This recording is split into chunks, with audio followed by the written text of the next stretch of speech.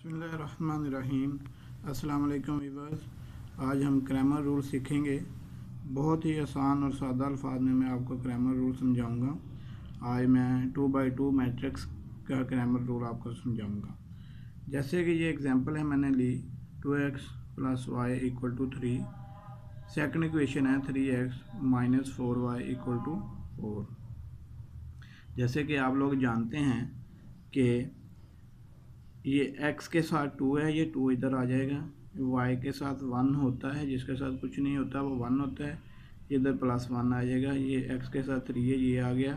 और उसके बाद -4 है, ये y के साथ, तो -4 आ गया।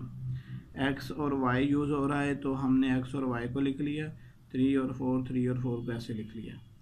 अच्छा, इसको हम मैट्रिक्स में ऐसे शो करते हैं कि ये सारा जो हमारा होता है इसको ए शो करते हैं, हम इसको एक्स शो करते हैं और इसको बी शो करते हैं। ठीक है। तो ये हमारा इक्वेशन असल में ये बन गई AX = B। तो जैसे कि हमने क्रैमर रूल फाइंड करना है, तो इसमें सबसे पहले हम क्या करते होते हैं, ए का मॉड निकाल रहे होते हैं, ए डिटर्मिनेंट निकालते हैं, मेन कि ए का डिटर्मिनेंट। तो डिटर्मिनेंट को की ये अलामत है, इस तरह हम इसको शो करते हैं डिटर्मिनेंट को। ठीक है, ए डिटर्मिनेंट, तो ये ए हमारा, तो इसको भी हमने ऐसे ही सीधी लाइन में शो करना है, इसको हम डिटर्मिनेंट कहते हैं। तो इसको निकालते कैसे हैं, इसको हमने इसके साथ मल्टीप्लाई करना है सबसे पहले। तो ये 2 को -4 के साथ मल्टीप्लाई किया तो -8 आ गया, -8 आ गया। उसके बाद इसको इसके साथ मल्टीप्लाई करना है और दरमियान में माइनस लिखना है हमने। ठीक है, तो 3 को 1 के साथ मल्टीप्लाई किया और ये -3 आ गया। अब -8 और -3 = हो गया -11 के।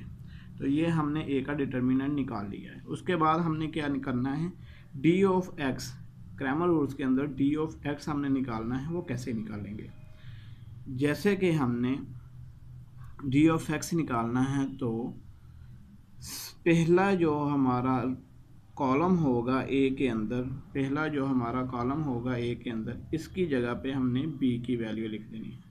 इसकी जगह पे हमने बी की वैल्यू 3 और 4 आ गई, और जो बाकी है 1 और -4 वो एज इट इज़ 1 और -4 हम लिख देंगे। ठीक हो गया। कैसे निकालना है डी ऑफ एक्स, जब हमने डी ऑफ एक्स निकालना है तो उस सबसे पहला जब निकालना है तो ये 2 और 3 की जगह पर ए के अंदर जो 2 और 3 आ रहा है पहला कॉलम, उसकी जगह पे हमने बी की वैल्यूज़ को ऐड कर देना है, बाकी सेम रह जाना है। ठीक हो गया। और इसको डिटर्मिनेंट में हमने शो करना है। इसका डिटर्मिनेंट निकालने का तरीक़ेकार भी सेम वैसे ही जैसे हमने ये ए का डिटर्मिनेंट निकाला। ये 3 को -4 से मल्टीप्लाई करेंगे तो -12 हो जाएगा, और 1 को 4 के साथ करेंगे तो 4 आ जाएगा, लेकिन दरमियान में हम माइनस लिख रहे होते हैं, तो ये -16 बन गया। ठीक हो गया। अच्छा, उसके बाद हमने निकालना है डी ऑफ वाई। जब डी ऑफ वाई निकालना है तो हमने सेकंड वाले कॉलम की जगह पे बी की वैल्यू पुट कर देनी है, सेकंड वाले कॉलम की जगह पे बी की वैल्यू पुट कर देनी, बाकी एज इट इज़ ही रहेगा। जैसे ये 2 3 सेम आ गया हमारा। उसके बाद 1 -4 की जगह पे 3 4 आ जाएगा, 3 4 आ गया। इसको भी वैसे ही सेम ही हमने इसको डिटर्मिनेंट की शक्ल में लिखना है। 4 को 2 के साथ मल्टीप्लाई करेंगे तो 8 आ जाएगा, तो -3 को 3 के साथ मल्टीप्लाई करेंगे तो 9 आ जाएगा। तो ये इसको सॉल्व किया तो हमारे पास -1 वैल्यू आ गई। अच्छा, तो x अब हमने असल में हम वैल्यू निकाल रहे होते हैं x और y की। ये जो x है इसकी वैल्यूज़ हमने निकालनी होती है x एंड y की, लेकिन इसमें क्रैमर रूल के तरीका के मुताबिक हम इस तरह निकालते हैं।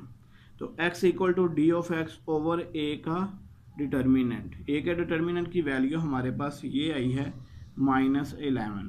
ठीक हो गया। ए के डिटर्मिनेंट है -11 और डी ऑफ एक्स हमारे पास आया है -16।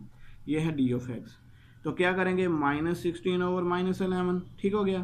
तो ये माइनस माइनस ख़त्म हो जाएगा, तो 16 ओवर 11 ये हमारा आंसर आ जाएगा किसका, एक्स का। ये एक्स का हमारा आंसर आ गया। सेम इसी तरह हमने वाई का निकालना है, D of Y over A का डिटर्मिनेंट। तो डी ऑफ वाई हमारे पास ये आया हुआ है -1, और ए का डिटर्मिनेंट सेम ही हमारा -11 रहेगा, तो -1 ओवर -11। तो ये माइनस माइनस से कट जाएगा तो 1/11 आ जाएगा। तो इसका आंसर आ गया 16/11, 1/11। तो ए का आंसर, एक्स का आंसर आ गया 16/11, वाई का आंसर आ गया 1/11। अगर आपको मेरी वीडियो अच्छी लगी है तो इसको लाइक कीजिएगा और मेरे चैनल को सब्सक्राइब करें। और आइंदा आने वाली वीडियो में ग्रामर रूल को ही हम लेके चलेंगे, लेकिन उसमें हम 3x3 मैट्रिक्स के हवाले से 3 इक्वेशंस को हम सोल्व करेंगे। ओके, अल्लाह हाफिज़।